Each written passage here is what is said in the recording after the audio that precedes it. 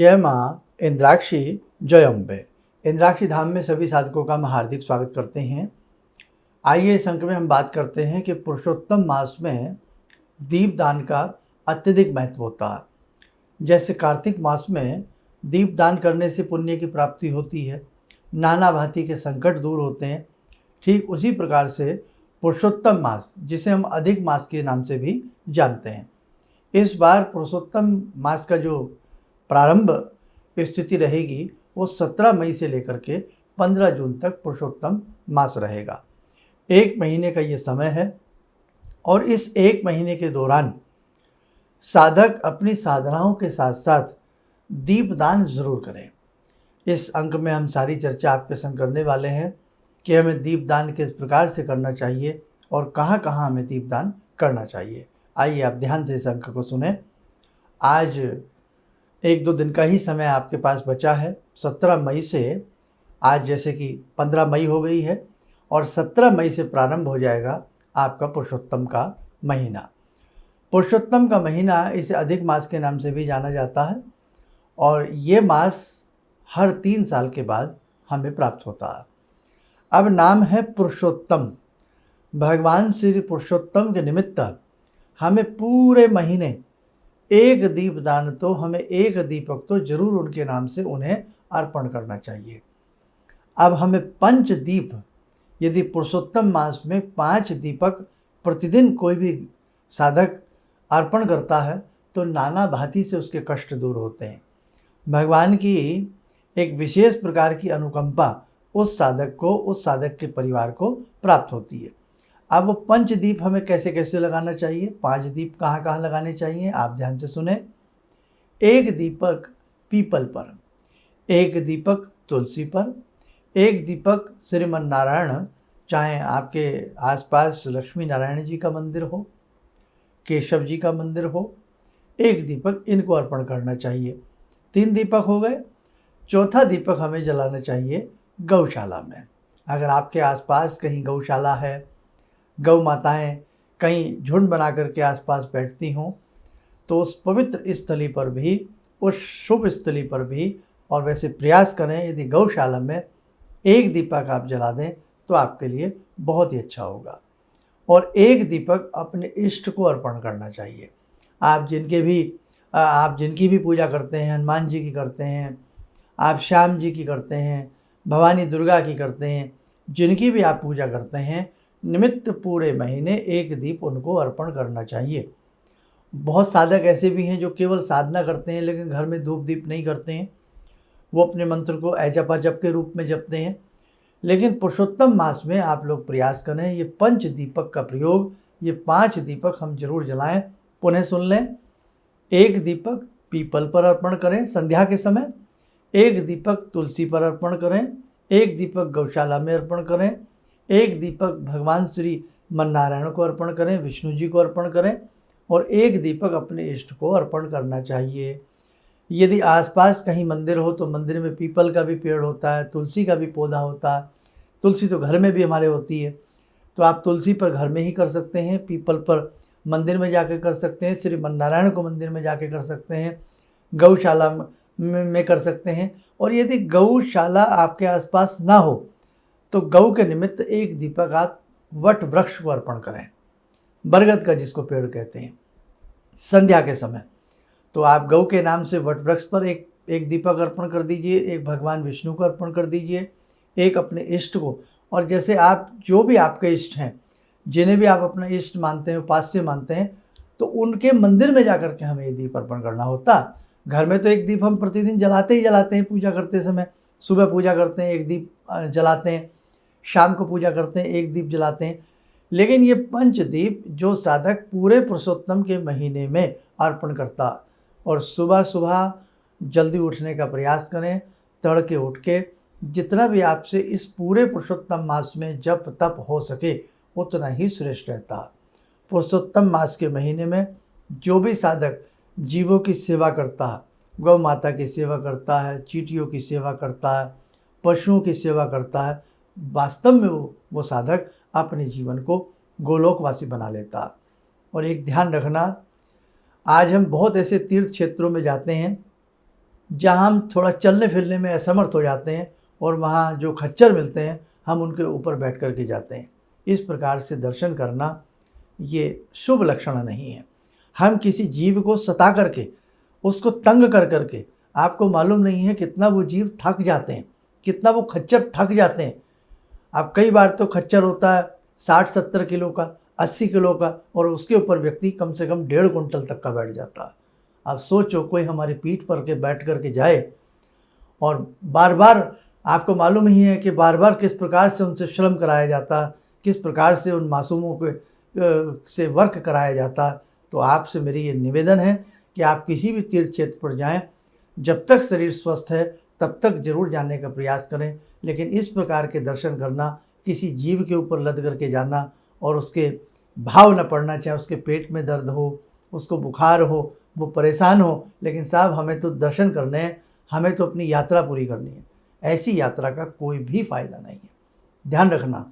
इसलिए मैं आपसे यही निवेदन करूंगा कि जब तक भगवान ने हमें अच्छे कदम दिए हैं, अच्छे पैर दिए हैं, स्वस्थ शरीर दिया है, तो जहाँ जहाँ आपको दर्शन करने हो आप जरूर जाइएगा। लेकिन किसी जीव को तंग करके, किसी जीव की पीठ पर लद करके उसको परेशान कर करके जाना, ये शुभ लक्षण नहीं है, ये अच्छे दर्शन नहीं कहलाते हैं। किसी न किसी जन्म में आपको भी वो खच्चर बनना पड़ेगा, आपको वो बदला चुकाना पड़ेगा। इसलिए तो कहते हैं प्रारब्ध का फल हमें जीवन में भोगना पड़ता है। प्रारब्ध से हमें डरना चाहिए और प्रारब्ध से डर करके हमें जीवन में यही प्रयास करना चाहिए कि जो भी जीवन में हमें सांसें मिली हैं, जो भी जीवन मिला है, उसमें हमें श्रेष्ठ कार्य करने हैं और भक्ति ऐसी करनी है कि हम भक्ति करें, भक्ति से हमारी कोई परेशान ना हो, है ना। तो ध्यान रखना, ये पंच दीपक हमने जो आपको बताए हैं इन्हें आप जरूर अर्पण करें। जैसे इंद्राक्षी धाम से जुड़े हुए साधक हैं, भवानी दुर्गा, भगवती गायत्री को हम सब मानते हैं, उनकी पूजा करते हैं। आसपास आपके कोई शक्तिपीठ हो, कोई सिद्धपीठ हो, वहाँ जाकर के इस पूरे पुरुषोत्तम मास में एक दीपदान अपनी भगवती के निमित्त जरूर करना। दीपदान अर्थात शुद्ध देसी घी का दीप अर्पण करना, जलाना और जाकर के अपने उपास्य को अर्पण करना, यही दीपदान कहलाता है। और साथ में कोई फूल वगैरह भी आप अर्पण कर सकें, कोई फल वगैरह अर्पण कर सकें तो सोने पर सुहागा। तो फिर चलते चलते आपसे यही कहेंगे, ये पुरुषोत्तम का महीना बहुत ही कीमती महीना होता है, इसमें दीपदान जरूर करना चाहिए। और एक बात और, जो ऐसे क्षेत्रों में रहते हैं जहाँ कुएं हैं, आज भी बावड़ियाँ हैं, बावचियाँ हैं, तालाब हैं, कोई सिद्ध पोखर है, कोई सिद्ध तट है, कोई सिद्ध किनारा है, कोई सिद्ध नदी है, सरोवर है, तो हमें इस पुरुषोत्तम के महीने में वहाँ पर भी दीपदान अर्पण करना चाहिए। इसमें जितना आप दीपदान अर्पण करोगे उतने ही आपके जीवन में जगमग जगमग ज्योति जले, आपका जीवन उतना ही रोशनी से भर जाएगा, आपके जीवन के कषाय कल्मश अंधकार श्रीमन नारायण की कृपा से दूर हो जाएंगे। और इसी पुरुषोत्तम मास में विष्णु सहस्त्र नाम पढ़ना, दुर्गा कवच पढ़ना, भगवती दुर्गा के 108 नाम पढ़ना, भगवती दुर्गा की साधना करना, गायत्री मंत्र अधिक से अधिक करना और किसी भी अपने इष्ट मंत्र को, गुरु मंत्र को चलते फिरते, उठते बैठते ऐजपा जप के रूप में जपना अत्यधिक श्रेष्ठ माना जाता है। ये आप सारी बातें नोट डाउन कर लें। 17 मई से प्रारंभ हो जाएगा। हो सकता है ये कार्यक्रम आप हमारा 17 मई के बाद भी सुन रहे हो, तो 15 जून तक पुरुषोत्तम मास रहेगा। पुरुषोत्तम मास है ही भक्ति के लिए, ये आप बहुत अच्छे से ध्यान रखें। और इसमें जितना आप अपनी भक्ति भावना को बढ़ाएंगे, इसमें हमें अपने खाने पीने पर ध्यान रखना है, अपने रहन सहन पर ध्यान रखना है, ब्रह्मचर्य का पालन करना है। और कितनी खुशी की बात है, जगत जननी जगदम्बा भगवती गायत्री, भगवती सावित्री ने हमें एक सुंदर अवसर प्रदान किया है। हम बहुत सारे परिवार मिलकर के, हज़ारों की संख्या में परिवार मिलकर के हम गायत्री साधना कर रहे हैं। कितनी खुशी की बात है। और वो भी हमें पुरुषोत्तम का महीना प्राप्त हुआ। इसी में शनिश्चरी अमावस्या, वट वृक्ष की साधना, बहुत सारी चीज़ें हमें मिल रही हैं। और 15 जून की सोमवती अमावस्या है, तब तक पुरुषोत्तम मास रहेगा। और पुरुषोत्तम मास में गायत्री साधना करना अत्यधिक प्रभावशाली माना जाता है। इसलिए आप भगवान का ध्यान करें, अपने मन को समझा करके। कई बार मन करेगा हम और नहीं कर पाएंगे, लेकिन आप अपने मन को समझा करके अपनी साधना को छोड़ना मत। जितना आपसे अधिक बन पड़े अपनी साधना को करने का प्रयास करना। और 15 जून को इंद्राक्षी धाम में एक विशेष आयोजन किया जा रहा है, विशेष पूजन किया जा रहा है। जो भी साधक इस पूजन में भाग लेना चाहता है तो जरूर ले। आप देख लेना, जन्म जन्मांतरों के आपके कष्ट दूर होंगे। भगवती गायत्री के 1008 नामों से पूजन किया जाएगा।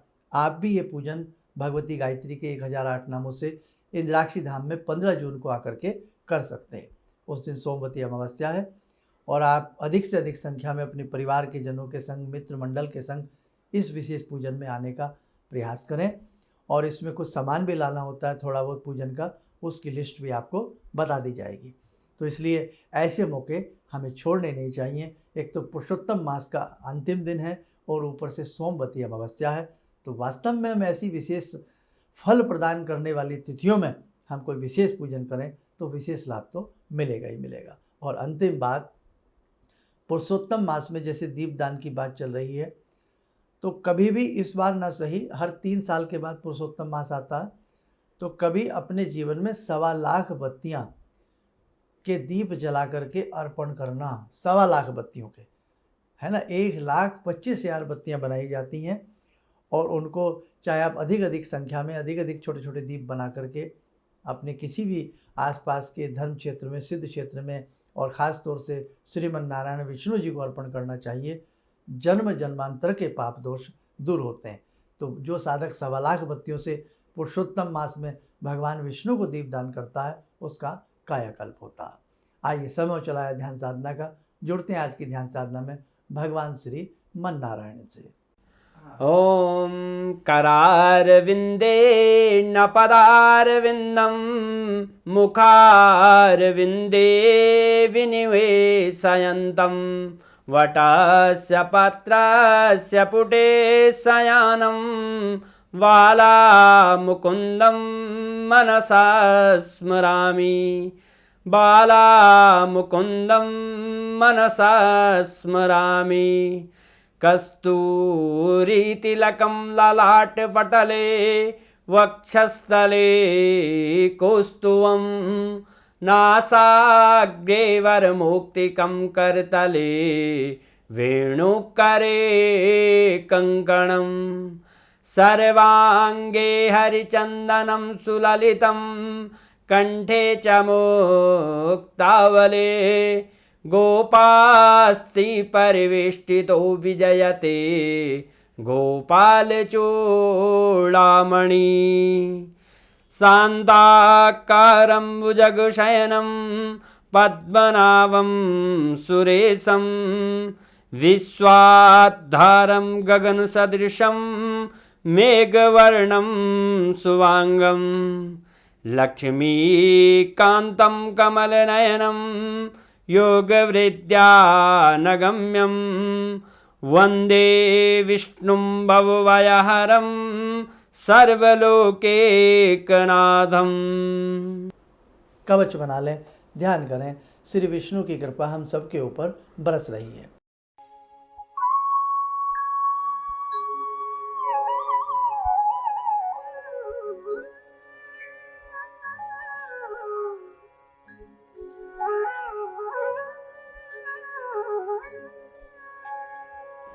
ओम बोलते हुए नेत्र खोलें, सामान्य हो जाए।